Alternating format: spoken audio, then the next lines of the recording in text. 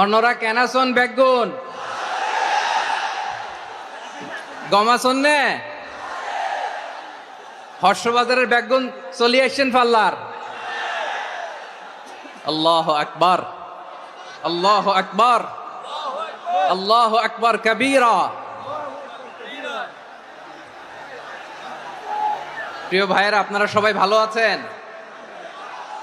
সবাই ভালো আছেন? আপনারা অনেক কষ্ট হয়েছে আপনাদের, আমি জানি। আর অল্প সময় একটু কষ্ট দিব। সকাল 10টা থেকে রাত 10টা পর্যন্ত 12 ঘন্টার একটা প্রোগ্রাম।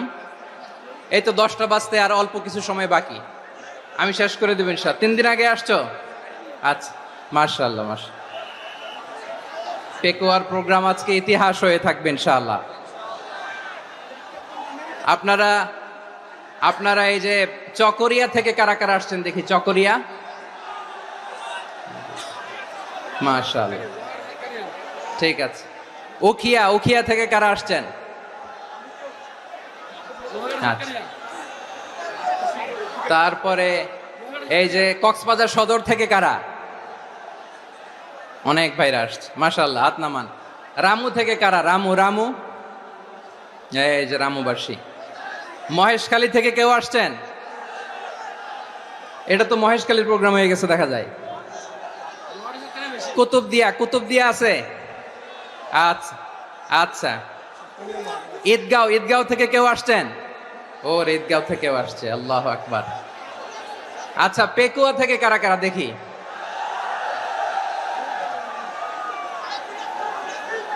মাশাআল্লাহ মাশাআল্লাহ মাশাআল্লাহ। আচ্ছা, সাতকানিয়া লোহাগড়ার কে?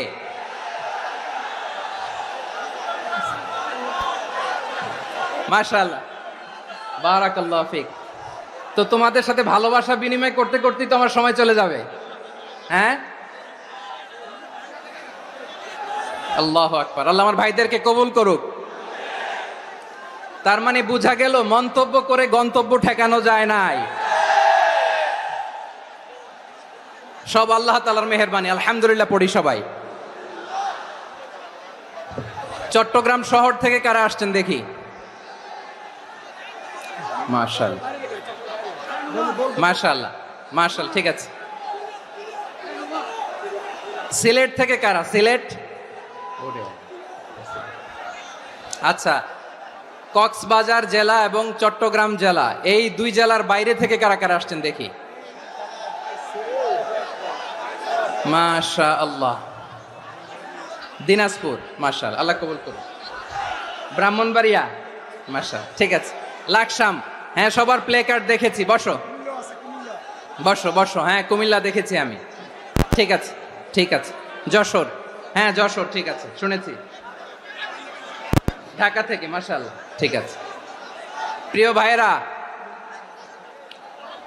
এই যে আমি আসার সময় র্যাবের একটা ব্যাটালিয়ন আমাকে প্রোটোকল দিয়ে নিয়ে আসছে। কত লক্ষ মানুষকে ঠেলে লাঠি চার্জ করে রক্তাক্ত করে যে আমাকে আনা লাগছে, এটা বোঝানোর মতো না। যদি আপনারা না দেখতে পেতেন। যারা আহত হয়েছে, আল্লাহ তাআলা ভাইদেরকে সুস্থ করে দেখ। আল্লাহ তাআলা আপনাদের এই প্রচেষ্টাকে কবুল করুক। আপনারা যদি এই যে এরকম চিৎকার চেঁচামেচি হই হুল্লোড় করতে থাকেন, কোনো আলোচনা করা যাবে না। আমি মেহেরবানি করে এই যে দুই হাত একসাথে করে করজোর করে আপনাদের কাছে অনুরোধ করছি, আপনারা বসুন, শান্ত হয়ে বসুন। আপনারা শান্ত হন মেহেরবানি করে। আর এই যে ঢিল ছোড়াছুরি করবেন না, পানি ছোড়াছুরি, ঢিল ছোড়াছুরি না। যারা বসতে পারেন নাই, দাঁড়িয়ে থাকেন।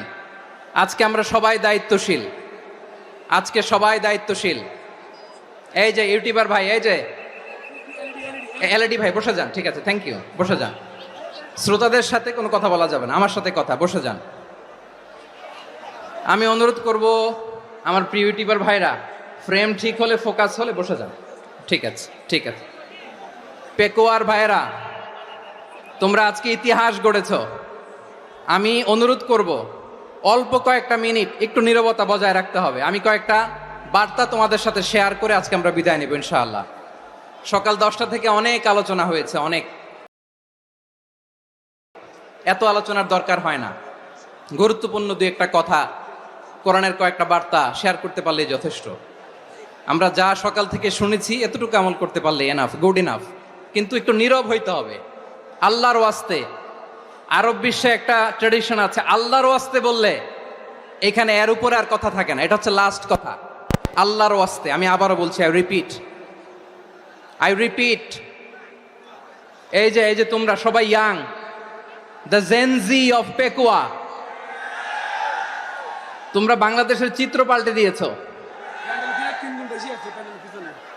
এই যে প্যান্ডেলের পিছনে এখানকার 3 গুণ মানুষ, ওখানে এলইডি আছে, ওখানে বসে দেখো, কেউ কাউকে ধাক্কা দিবে না। আল্লাহর ওয়াস্তে শেষ, আর বলবো না।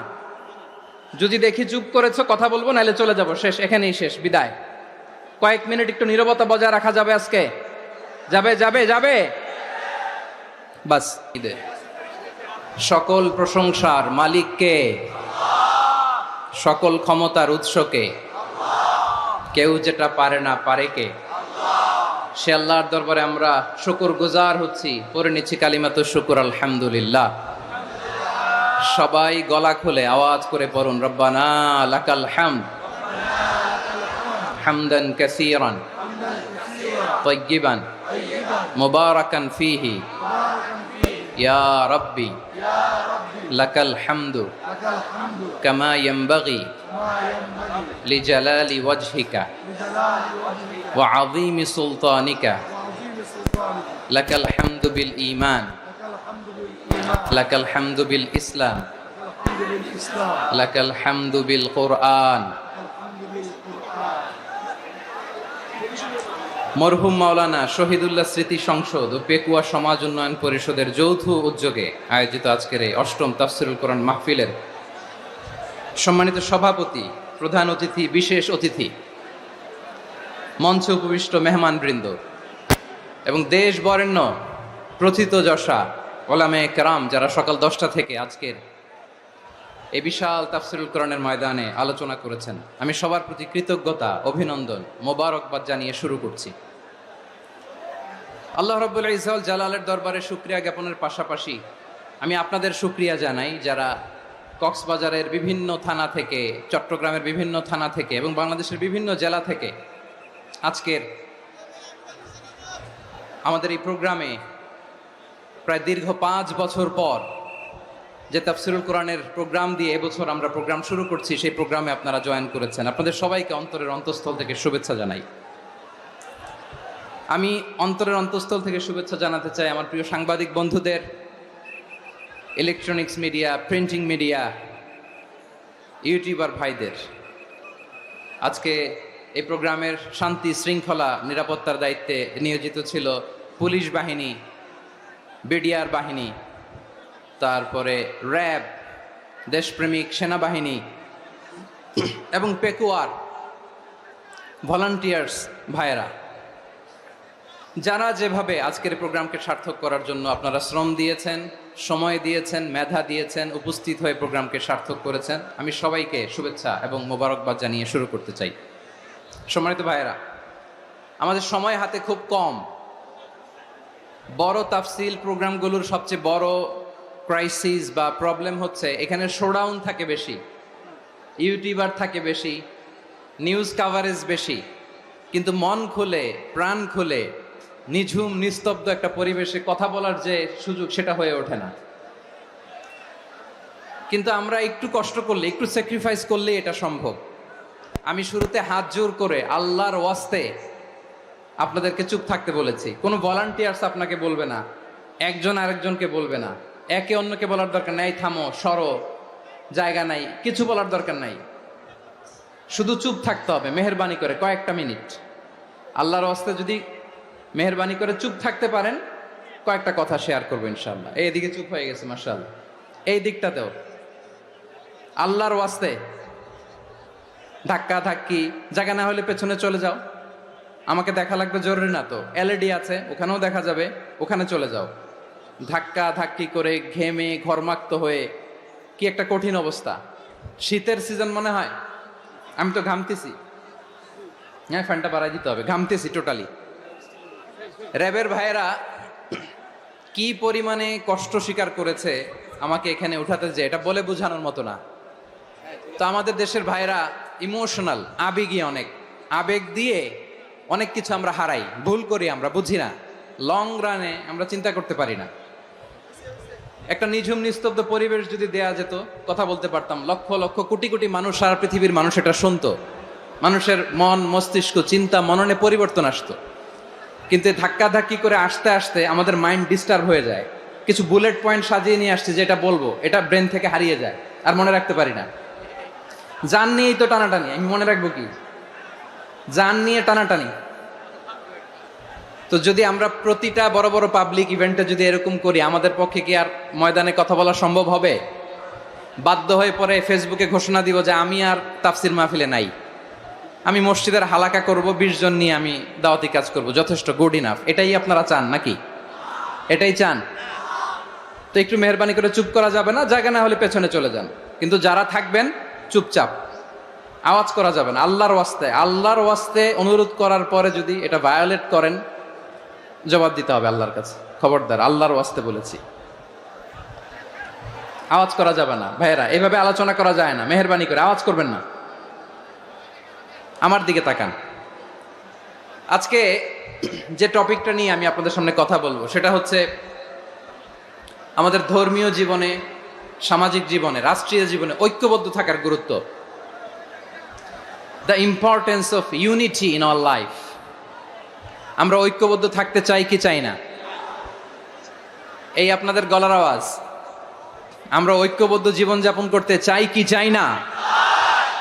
চাই। ঐক্যের কোনো বিকল্প নাই। গত 50 বছর তো দেখেছি এ ডিসইউনিটি, অনৈক্য, বিভেদ, বিচ্ছিন্নতা আমাদেরকে কোথায় নিয়ে গিয়েছে। এই যে দেখেন, কিছুদিন আগে আমাদের বর্তমান নেতা ডক্টর ইউনূস, উনি সব রাজনৈতিক নেতৃবৃন্দদেরকে ডেকেছেন একটা ইস্যুকে কেন্দ্র করে। তার মানে গোটা বাংলাদেশ এক হয়ে গিয়েছে। আমরা সবাই উদ্বেলিত হয়েছি, উচ্ছ্বসিত হয়েছি, ঠিক কিনা বলেন? রাজনৈতিক নেতাদেরকে ডেকেছেন উনি, আমরা এক হয়েছি। এরপরে ধর্মীয় অঙ্গনের যে লিডাররা, বিভিন্ন ধর্মের, শুধু মুসলিম না, সবাইকে ডেকেছেন, আমরা ঐক্যবদ্ধ হয়েছি। এটাকে বলে ন্যাশনাল ইউনিটি, জাতীয় ঐক্য। যে কোনো ধরনের কনস্পাইরেসি, ষড়যন্ত্র, আধিপত্যবাদ মোকাবেলায় জাতীয় ঐক্যের চেয়ে মোক্ষম হাতিয়ার আর নাই। আমাদের একটা প্রতিবেশী দেশ আছে, আমরা আমাদের দেশ নিয়ে যত ভাবি, তারা তার চেয়ে বেশি ভাবে। কথা বুঝতেছেন না? আরো ভেঙে বলতে হবে। হ্যাঁ, আমরা আমাদের দেশ নিয়ে যত উদ্বিগ্ন, এদের আরো টেনশন বেশি। বলেন, আমাদের দেশে শান্তি আছে না নাই? আমরা হিন্দু মুসলিমে কখনো দাঙ্গা লাগে? আসতে বলেন, কেন লাগে?